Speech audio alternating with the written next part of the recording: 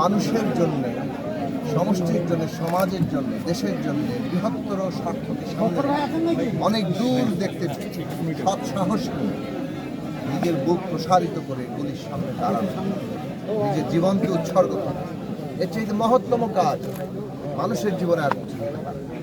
আবু সাঈদ সেই মহত্তম কাজের কীর্তি নিজের জীবনে দেখিয়ে গেছেন এবং সেই দিক থেকে বাংলাদেশের মানুষ বহুকাল ধরে আবু সাঈদকে তাদের হৃদয়ে লালন করবে এবং আমাদের আগত প্রজন্ম তারা যদি আবু সাঈদের মতো চৈতন্য, আবু সাঈদের মতো সৎসাহস, তার মতো আত্মবিশ্বাস, তার মতো দেশপ্রেম, তার মতো মানুষের প্রতি ভালোবাসা এবং অন্যায়ের বিরুদ্ধে রুখে দাঁড়ানোর চৈতন্য, সেইটা নিয়ে যদি বড় হতে পারেন, বাংলাদেশের উজ্জ্বল ভবিষ্যৎ আছে।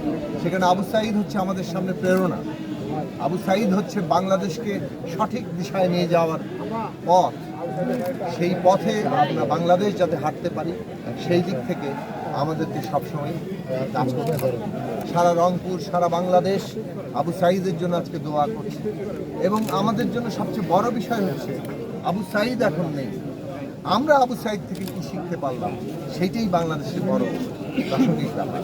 আবু সাঈদ সহ এই হাজারো শহীদের কিংবা আমাদের হাজারো হাজারো মানুষ যারা আহত হয়ে এখনো নিজের দেহে তাদের ক্ষত বয়ে দুঃসহ যন্ত্রণা নিয়ে চলছে, এই সকল যারা পঙ্গুত্ব বরণ করছে প্রত্যেকের উপরে এই হামলাকারীদের, হত্যাকারীদের বিচারের মুখে আমরা বিচার ত্বরান্বিত দেখতে চাই, আমরা বিচার আরও দৃশ্যমান দেখতে চাই এবং প্রয়োজনে যতগুলো ট্রাইব্যুনাল দরকার সেই ট্রাইব্যুনাল গঠন করে বিচার যাতে মানুষের আস্থার জায়গায় আসে।